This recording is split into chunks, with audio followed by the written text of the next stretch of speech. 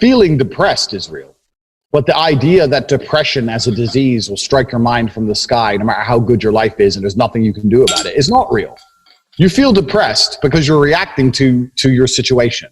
The reason jail is a punishment is because you're depressed in jail. If you were happy in jail, then it wouldn't be a punishment, would it? So you're reacting to your external stimuli. So if you're unhappy and you feel depressed, then there's something in your life you need to change. If you refuse to change that, then you will stay depressed. That's not called a disease. That's inaction. Inaction is not a disease. So I've had people come to me and go, oh, I'm fat because I'm depressed. I'm like, no, you're depressed because you're fat. Yeah. Like they go the wrong way around. So, you know, inaction is always going to, you're always going to pay the price for inaction one way or another. And this whole idea that, oh, depression, boo-hoo, poor me. And all they're doing is looking for sympathy. Mm-hmm. And I mean, I'll tell you now, man, like if you're fat and you're home and you're lonely and you have no girlfriend and you're depressed, taking a pill is not going to, okay, maybe it will mask some of the symptoms, but you still have no girlfriend. You're still fat. Like, wouldn't you rather just go gym and get a girl? Really? Like, but laziness is, man, it's all just laziness. And this is the thing that's the truth about it. The truth about it is this. People, when they think they're being sympathetic to these depressed people, they're just enabling them. Man, you're enabling people. Check everything my child was told against those core parameters and core beliefs. So let's say one of our core parameters and core beliefs was hard work. We believed in hard work and dedication.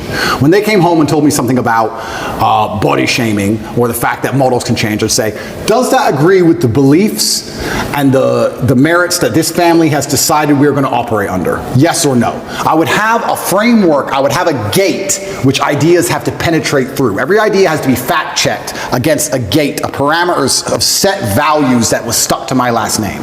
Honor, courage, discipline, hard work, whatever those parameters are. And I'd say to my child every day, what did you learn in school? I'd listen to it and I'd say, does that align with our value on this? And also, I'd make this very clear, because this was done to me as a child. I'd make it very clear to my children that they're exceptional. I think every single person is exceptional for different reasons. We talk about normal children, normal families. That doesn't mean they're not an exceptional individual. They can still be an exceptional person. Totally. Who knows who they might become. Sure. I'd say, you're an exceptional. You don't believe what everyone else in that school is told to believe just because it is said. You're an exceptional person, and we have a framework we operate under, because your last name is X and our framework is this. Does that align with hard work and dedication? No, it doesn't. Why are they trying to tell you that? Because they're trying to attack the framework which you need to be successful. My father said to me when I was young, my father had many quotes, and I use them all the time, but one of my favorites was, I allow manipulation to find out where my enemy wants me to go, and then I use my mind to break the trap and punish the perpetrators. That's the exact line I will tell my child. I'll say, they've attempted to manipulate you. We've allowed it. I allowed you to go to school and listen to this. Why were they trying to manipulate you? Where do they want you to go? They want to take you away from discipline. They want to take you away from hard work. Now we're going to use our minds to break the trap. We now know what they want. My father explained this saying to me, and he said why it was so important, and it's true. If you don't allow them to manipulate you at all, you don't know where they want you to end up.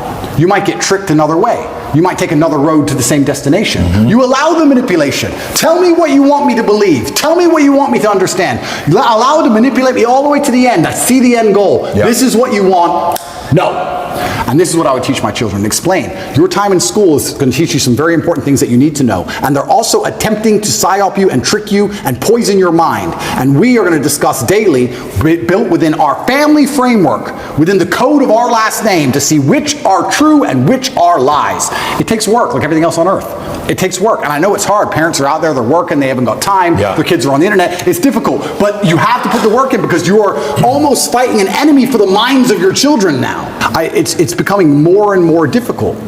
We're in a position now where you have a racetrack and you have Ferraris and Nissans. And yeah, we can discuss how the Nissan might beat the Ferrari, but the truth is, it's hard. It's very, very hard. If I was a man and I was starting all over again, I would do the same things I did. I would wake up and say, okay, this game is extremely difficult. My best chance is to level up my character to a point where the game becomes easy. Because life does become easy at a certain point.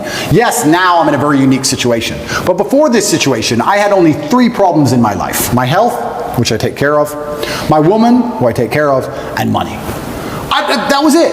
If I made enough money, I had no other problems. If you're broke, you have lots of small problems. Yeah. The car doesn't start, the school fees are coming up, whatever. We need new clothes for the kids. I had one problem to fix. If I fix my one issue, everything else is fixed. You get to a point in life where someone goes, oh, we've got an issue. How much?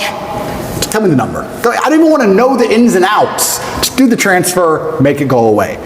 So, yeah, as a man, I think you have that imperative to understand that the video game of life as a man is exceptionally difficult, and especially as you get older, as you progress with the levels, it gets harder. It's getting harder and harder. You need to level up your character. This is what amazes me when men go, I struggle with motivation. How can you struggle with motivation in the modern world? Are you asking to just lose? Are you asking to just be erased from humanity? Yep. Are you asking to be invisible? How can you be an 18-year-old man and say, I don't have the motivation to train as hard as possible and get as rich as possible? You are born to lose if you don't have motivation at 18. In the modern world, as competitive as it is, all those girls, those 18-year-old girls you go to school with, are talking to some 28-year-old man with a yacht somehow. And you're sitting there lonely and you don't have motivation? Like, you must be out of your mind. The only way to win this game is to become as powerful as possible. It's difficult, and it's getting harder and harder, and this is why I teach the things I teach to men. You can't just be Joe Schmo and win anymore. Those days are over. You have to be something else. The world is hyper-competitive. If you're going to be a man who's going to sit and say, I'm just sad, you are always going to lose in competition to men like me. No. And there has to be losers for there to be winners. I am tired of sympathy. Sympathy doesn't work for anybody. I'm not going to sit here and be sympathetic for people who say they're too sad to try hard and be their best. Guess what?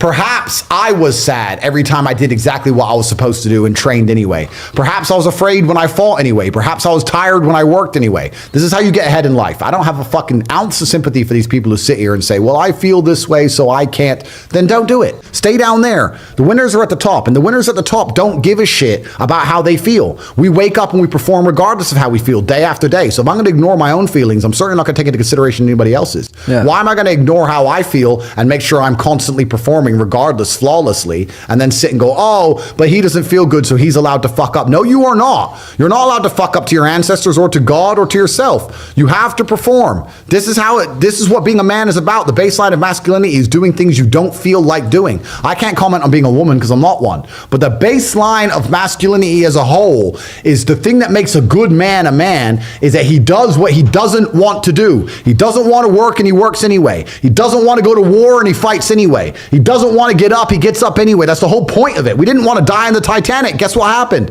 We died in the Titanic. You can't sit there as a man and say you don't feel like it. You're not allowed to not feel like it. You're supposed to do it anyway, regardless. Yeah. So when a man sits there and says, oh, but you don't understand, I'm struggling with motivation. If you are struggling with the motivation to be a winner, then stay a fucking loser. No problem. Stay a loser. Don't care. Because in my circle, there's no losers around me. Your energy is disgusting. I find it revolting. I don't like weakness around me, even near me. Even people coming up saying hello to me. If you're depressed, don't even shake my hand. I do not have time for losers on any regard. Winners only. Yeah.